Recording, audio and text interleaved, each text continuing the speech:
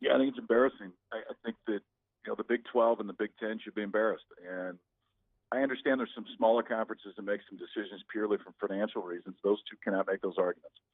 And I think that when you're at the position that the Power Five are, and the way that the sport has grown, specifically at four of the Power Five, but the Big Ten has the ability to do that if they'd like.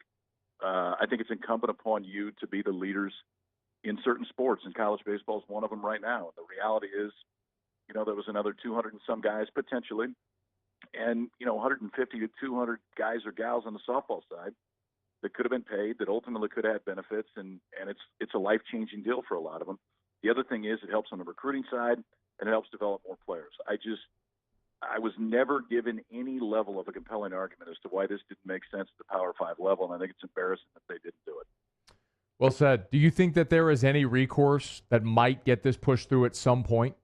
Or let me ask it a different way, Kyle. How do you get this pushed through at some point?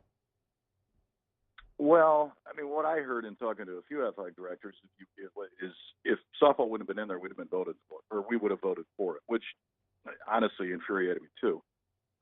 If you take the pitching position out of softball, the position players are very comparable, and I don't think you're going to have two pitching coaches anyway. So I didn't believe that argument.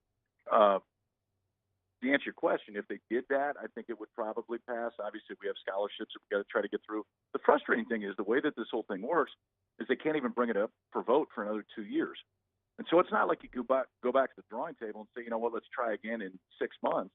Like, you're stuck with this for another 2 years, and it sucks for a lot of guys that work their ass off every day, and ultimately they're not getting paid what they should be.